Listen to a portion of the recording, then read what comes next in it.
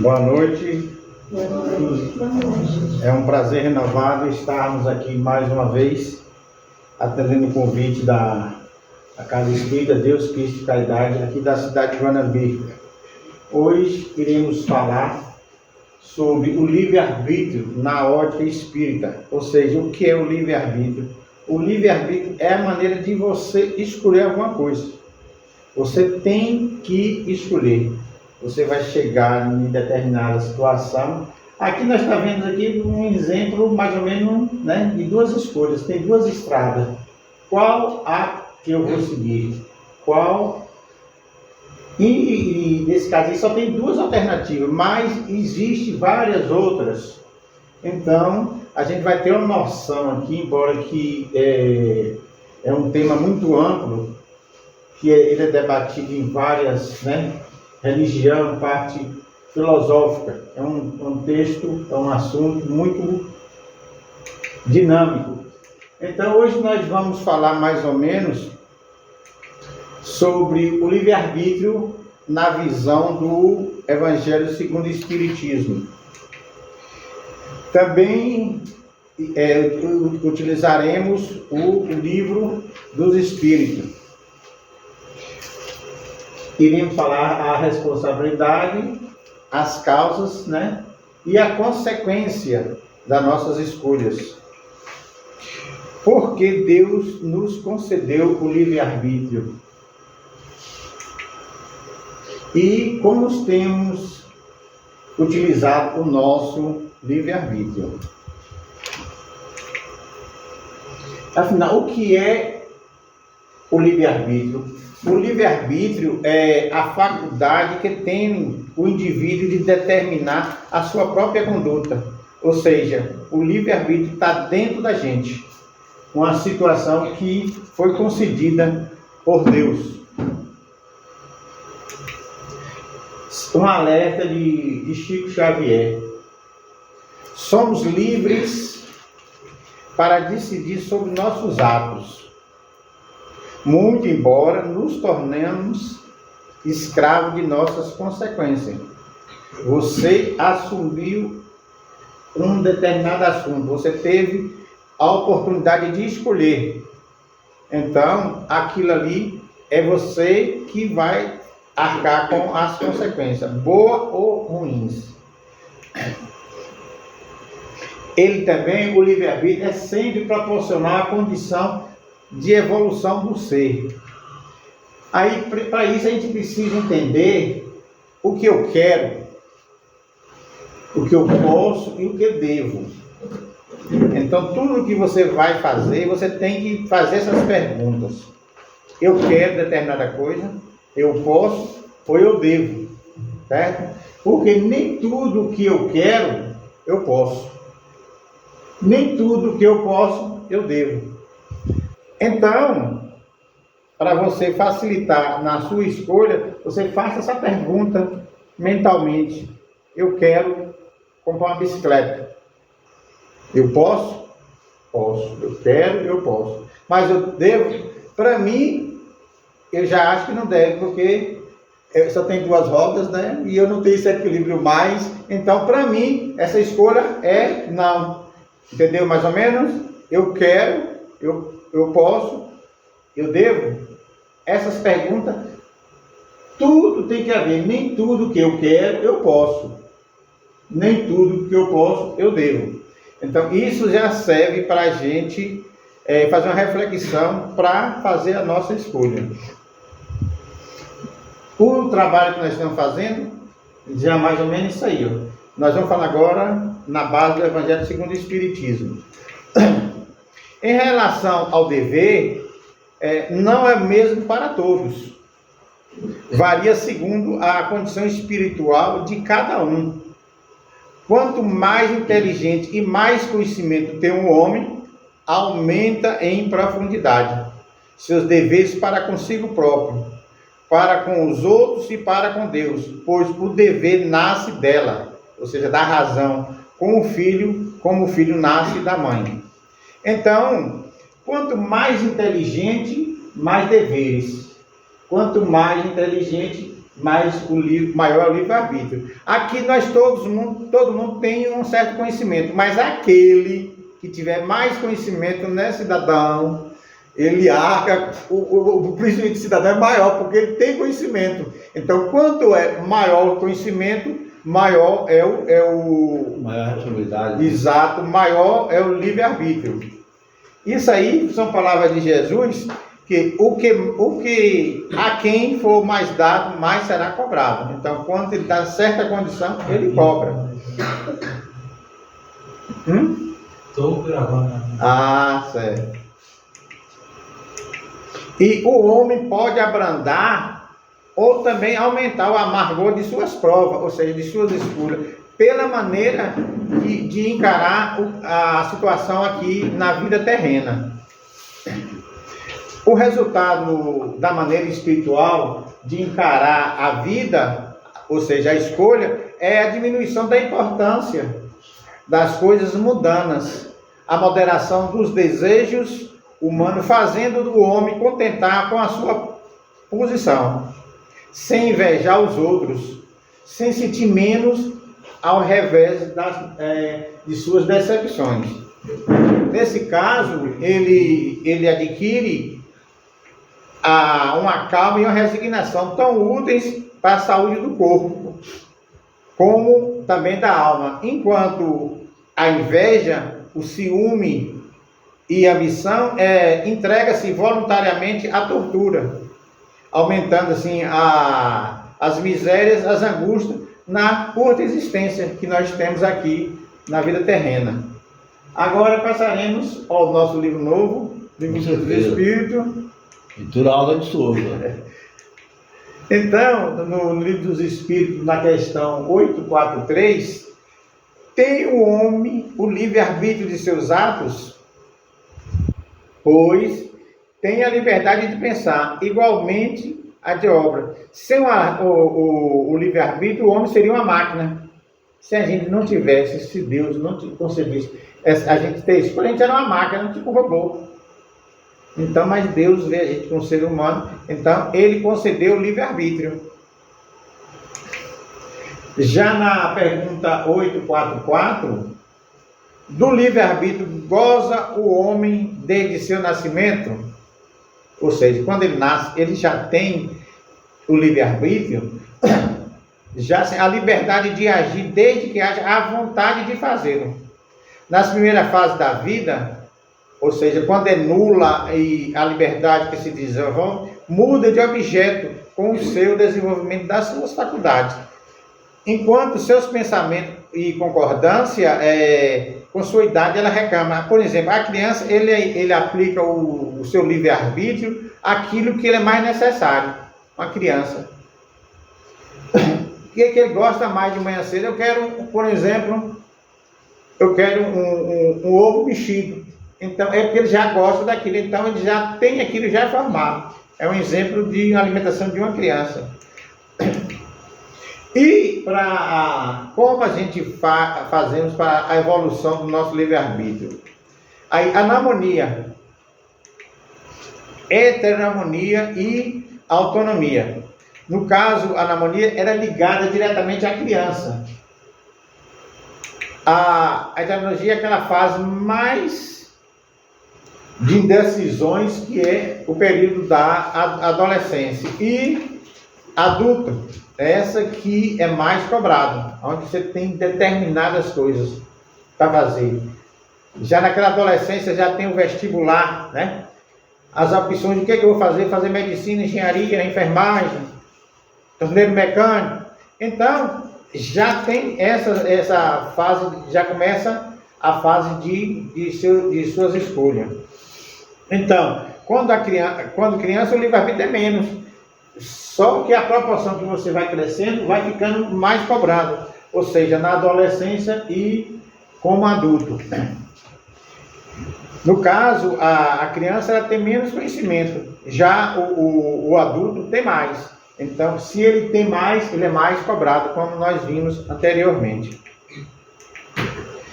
Já na pergunta 399, sendo as vicissitudes da vida corporal expiação das faltas do passado e ao mesmo tempo prova, com vista ao futuro, segue-se-á que a natureza tais a virtudes, se possa reduzir o gênero de sua forma, de sua existência anterior. A resposta.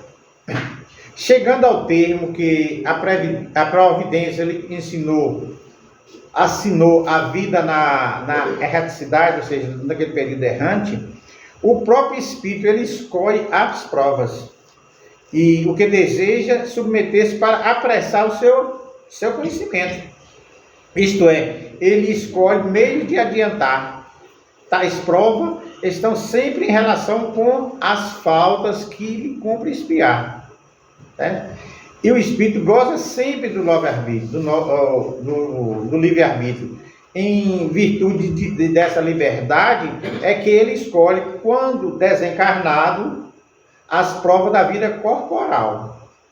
E quando encarnado, ele decide a fazer as coisas que não procedem da escolha entre o bem e o mal. No caso, negar ao homem o livre-arbítrio, fora reduzir, ou seja, a condição de máquina. Já nós temos aqui, no primeiro passo, aí é a parte espiritual, ou seja, no mundo espiritual, o primeiro passo do livre-arbítrio, ou seja, fazer a escolha da existência de suas provas. Então, isso no estado espiritual já são preparados. O que você veio fazer aqui? Já existe uma organização. Já no caso do segundo passo, é nesse período que nós estamos agora, o estado encarnado, ou seja, a faculdade de ceder, né, ou resistir aos arrastamentos a que todos nós estamos voluntariamente submetidos. Então, nessa fase aqui é que a gente tem que se virar, como diz na gíria popular. Ou seja, nós teremos liberdade para raciocinar,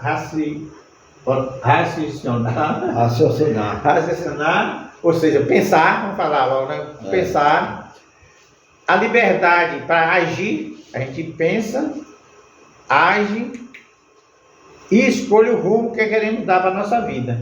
Então são as fases, eu penso, eu ajo, para ter essa liberdade de escolher o rumo que queremos dar para a nossa vida. Já na questão 851, os Kardec, né, pergunta aos espíritos: haverá fatalidade nos acontecimentos da vida? Quer dizer que todos os acontecimentos são predeterminados e, nesse caso, o que vem ser o livre-arbítrio? Essa é a pergunta 851.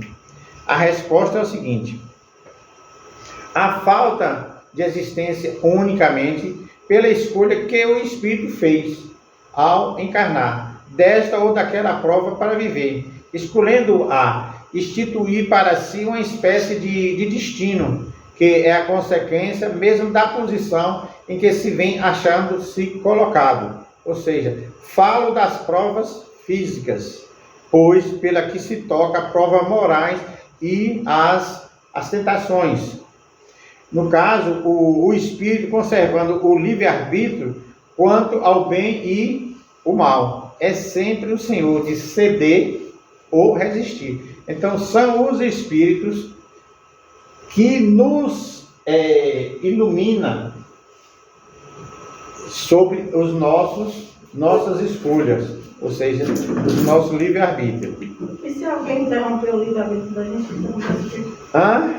E se alguém interromper o livre-arbítrio? Mas isso é uma questão que já está planejada. Já vem, tudo isso é um planejamento. Se houve essa interrupção de sua escolha, é porque já está planejado.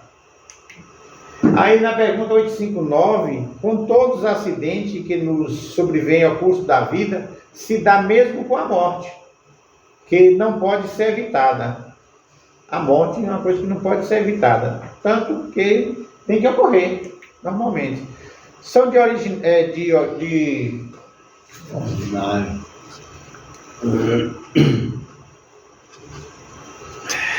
são de ordinar as coisas muito insignificantes, de sorte que podeis prevenir deles e fazer com que os evite algumas vezes, dirigindo o vosso pensamento, pois não desagrada os sofrimentos materiais.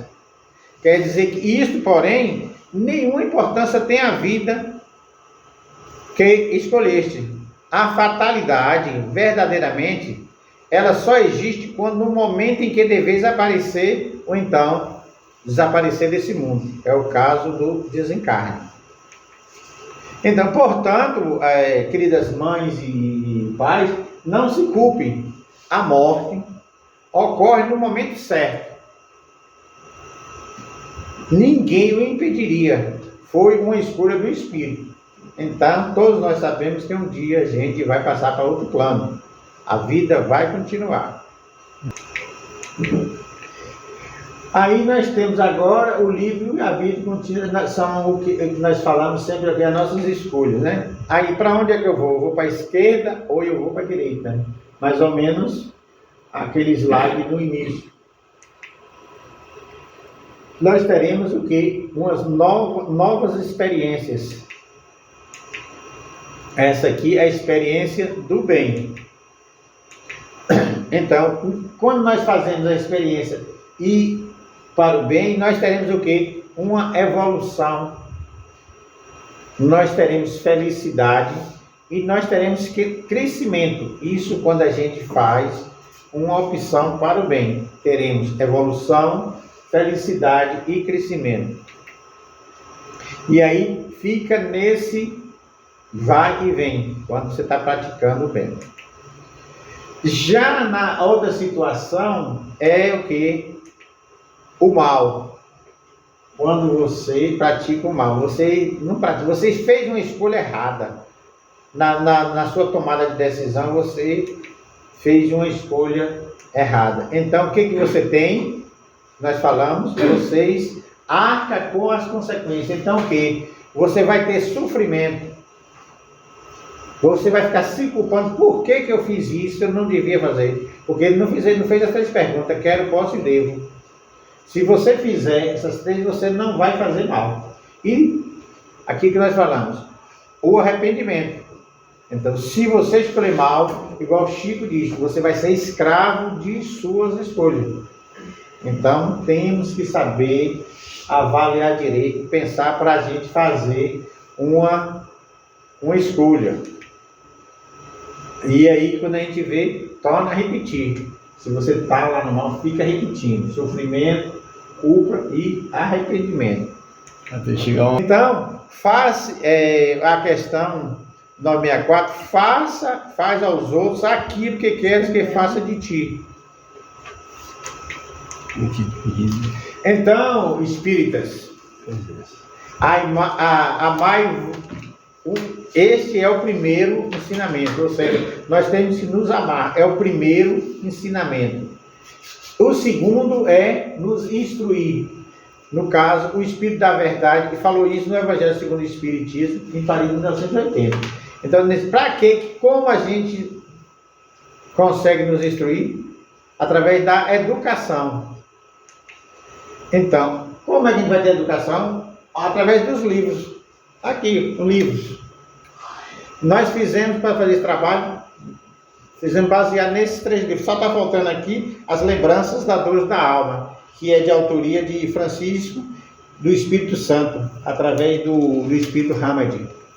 Então, através de instruir, por isso que a gente está conversando sobre isso. Então, quando você estuda, se programa aí, você começa de baixo, aos degraus, a proporção de livros, e você vai adquirindo aquele hábito da leitura. Aí você vai subindo a escadinha, olha a quantidade de livros que o cara está lendo lá. Isso é para quê? Para instruir, que é o segundo dos ensinamentos de Jesus, conforme o Evangelho segundo o Espiritismo. Então, cabe à educação combater essas más tendências. Ela se baseia na natureza moral. Esse estudo aí é a natureza moral, que está na questão 872. E é através também do conhecimento e pela prática das leis morais, o espírito consegue modificar as suas tendências, tal que é possível modificar a inteligência através da instrução. Então não adianta, igual aqui que eu falei, acabei de falar, que estudei e ficar para mim, certo? Eu tenho que disseminar o conhecimento. Eu fiz a pesquisa e estou aqui, né, passando para vocês mais ou menos o que eu fiz. Então, isso vai modificando, isso vai me aperfeiçoando. Então, só se aperfeiçoa através da instrução. Em resumo teórico e móvel da ação humana, essa é a pergunta 872. Então, sem o livre-arbítrio, o homem não teria nem culpa por praticar o mal, nem mérito por praticar o bem. Então, tem que ter o livre-arbítrio. Nenhuma desculpa poderá, portanto, o homem buscar para seus delitos. Embora a gente não vai entrar no detalhe, mas eu li também sobre Santo Agostinho. Ele tem um livro e ele fala muito sobre o delito, né? Então, mas não vamos entrar nesse detalhe aqui, porque não está baseado, o trabalho que a gente está apresentando não está baseado aqui no livro do Santo Agostinho, que é um livro de livre-arbítrio. Nos compete, tem uma passagem no livro dos Espíritos. Tem. Né? Que ele fala sobre essa questão do livre-arbítrio. Tem, mas eu estou baseando no livro dele, o livro próprio. Tá. No Evangelho tem citação e eu estou falando do livro completo. Entendi. Não compete ainda essa situação. A gente, nos compete que, no caso, a gente volte. Aqui, ó, sempre estender a mão. Essa parte aqui nos compete, então, essa situação. Auxiliar os irmãos de caminhada, na medida em que sejam eles nossos pais, mães, esposos, irmãos, filhos, amigos, ou quem quer que seja. Não precisa só ser parente, quem quer que seja. Assim como o Cristo fez em suas passagens. Já agora vamos passar para, como eu falei, as dores da alma. No livre-arbítrio, significa que a gente tem que ser responsável por quê? Por nossa determinação. É uma das fases. A gente tem que ter determinação para a gente fazer as nossas escolhas. Ou seja, responder pelas suas atitudes. Se você tem uma determinação, você vai responder pelas suas atitudes. Assumir as experiências. Ou seja, assumir as experiências pessoais e atingir real compreensão entre os acertos e os erros. Tornamos a repetir. Nós somos responsáveis pelas nossas escolhas. E decidir por si mesmo. Tem coisas que...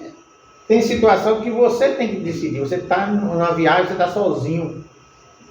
Entre aspas, né? Fisicamente você está sozinho. Então, você tem que decidir sozinho. Ou seja, decidir para onde ir, descobrir a razão do próprio querer.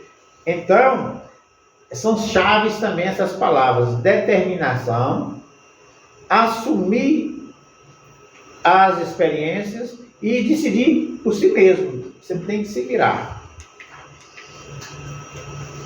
E dessa história de não existe vítimas da fatalidade. Nós é que somos promotores de nosso destino. Somos a causa dos efeitos que ocorrem por nossa existência. Nós somos produto de nossas escolhas. Então, o que nós escolhemos ser, somos responsáveis. E não adianta ficar apontando dele, apontando para um e para outro. Aí, fica mostrando lá, dizendo que a culpa é de quem está lá de cima, que é de Deus, que é de Jesus. Nada. Você resolve sua situação aqui, não fica apontando, dizendo que ele resolve, só ele que pode. Não, somos nós. A parte espiritual vai nos auxiliar. Agora ficar apontando erros dos outros, não. Nesse caso, quando nós selecionamos um determinado comportamento, cujo resultado é possível prever, estamos também escolhendo esse mesmo resultado. Porque, obviamente, devemos aceitar a responsabilidade daquilo, ou seja, de tal fato. Somos responsáveis pela maneira com que nos relacionamos, como nós falamos antes, né? Com as pessoas, né? Ou seja, os cônjuges, filhos, parentes e conhecidos. Porque certamente ninguém nos obriga a agir dessa forma. Mas se isso acontecer, é porque nós mesmos cedemos diante da exigência dos outros, que pode ser a exigência sábia ou então uma exigência imatura. No caso da exigência do sábio, é o quê? Aquele que assume a responsabilidade por sua vida, usando a determinação da vontade. Isso é quando você age baseado nos seus conhecimentos e na sabedoria. Aí assume a responsabilidade. No caso dos imaturos, é o que? O indivíduo que não aceita responsabilidade sobre seus atos e constantemente cria álibi, recorre a dissimulações culpando os outros. Então, tudo que ele faz, ele não assume. Se ele esqueceu determinada coisa dentro do carro, ele esqueceu o celular dentro do carro, ele chega e fala para, por exemplo, a esposa: moço, por que você não me lembrou? Então, a responsabilidade foi ele que esqueceu o celular no carro, mas fica culpando a esposa de não ter lembrado dele pegar o celular. O celular é dele, então é ele que tem responsabilidade. Exatamente. Ele não fica criando. Não celular, usando todas as coisas, né? Não, isso um exemplo que a gente deu, porque são inúmeras coisas que as pessoas tentam passar para os outros. Isso, na filosofia, se chama mecanismo de defesa. Ele, para se defender, ele culpa os outros. Não se deve. Então, quando ele atua dessa forma, criando esses hábitos, essas dissimulações, então ele está agindo imaturamente. Então, a gente tem que parar com isso. A gente tem que parar o sinalzinho aí, ó. Pare com isso. Esse sinalzinho, esse bonequinho aí está dizendo: pare com essa situação. O quê? A culpa é minha e eu coloco em quem eu quiser. Isso não pode acontecer. Isso é um personagem, né? Discípulos. Então, o quê? A culpa é minha e eu coloco em quem eu quiser. Não pode acontecer isso. Então, já agora vamos passar para os prazeres da alma. Então, vamos fazer algumas perguntas. Como está o seu livre-arbítrio? Ou seja, as crenças diárias que agem sobre as minhas escolhas. Então, nós temos 7 perguntas e a gente não vai responder. A gente vai só mentalizar e ver como é que estamos as nossas escolhas.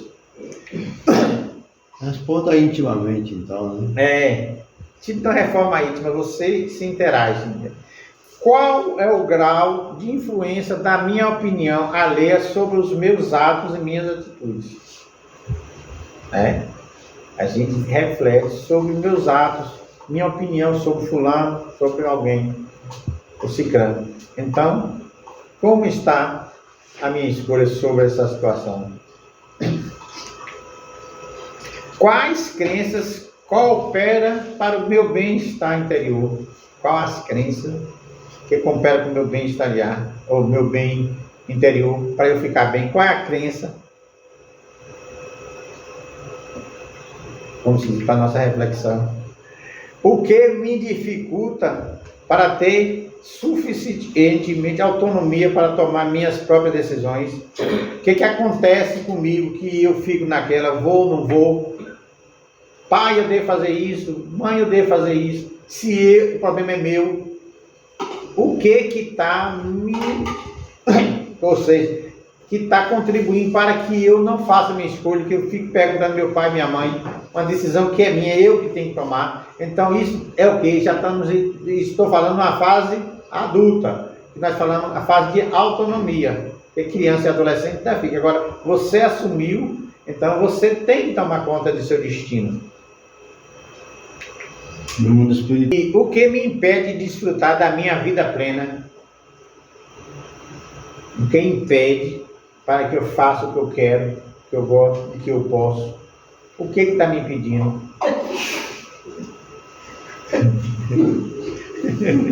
Gostou, né, cara? Eu esqueci aqui.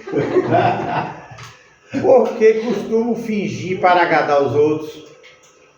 Então, outra pergunta é: por que costumo fingir para agradar os outros? Veja, você está até. Vou dar um exemplo, claro, que eu está com uma dor danada, falando, o que você tem? Você está sentindo, está passando mal, precisa de um auxílio, você esconde, não fala o que você está necessitando. Então, por que costumo? Então, são coisas que a gente passa a refletir.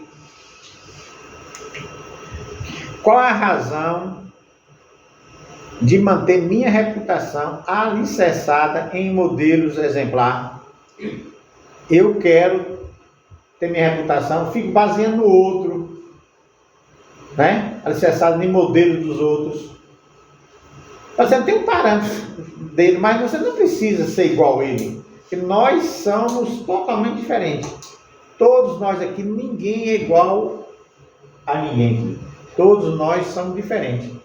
DNA diferente, até digitar aqui, ó, não tem ninguém igual a ninguém. De maneira de pensar, não existe. E meus conceitos, eles facilitam a minha autoconfiança. O conceito que eu tenho facilita a minha autoconfiança. Então, esses 7 itens servem para a gente fazer uma reflexão sobre os nossos livre-arbítrios. E o perigo do livre-arbítrio, ele estabelece, como se diz, um clima desfavorável. Tem a parte também que ele estabelece um clima desfavorável ao desenvolvimento de nosso livre-arbítrio. Então, o que é isso? A culpa. Então, ele prejudica. A autopunição.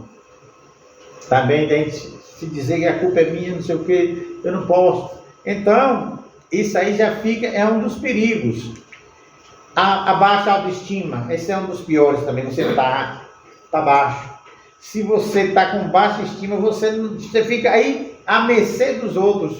Aí para você ter uma escolha, para ter um livre-arbítrio, já fica difícil. Por causa da baixa estima. E também medo de escolher. Você fica com medo, eu vou ou não vou?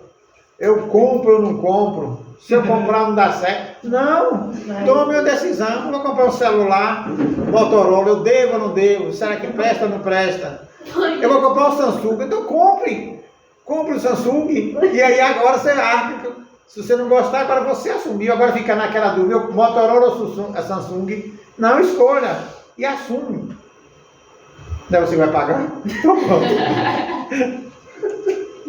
Então, meus queridos, para a gente concluir, é importante notar que o conceito de livre-arbítrio, ele varia muito. Ele varia, dependendo do contexto cultural, religioso e filosófico. É um tema de contínuo debate e interpretação. O que nós estamos falando aqui não é para todo mundo certo. Então, nós estamos fazendo aqui baseado na ótica espírita, baseado nesses 4 livros.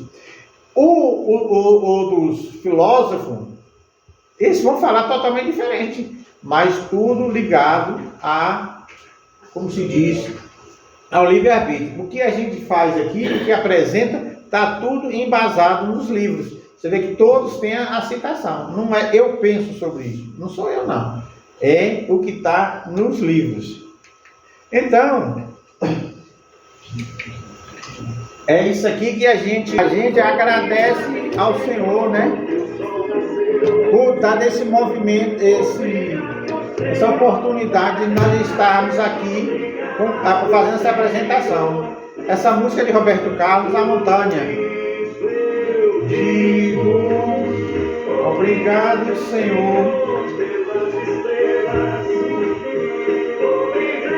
E obrigado, Senhor, por ter nos concedido esse momento com o auxílio da força espiritual para nós apresentarmos esse trabalho aqui. Muita paz a todos.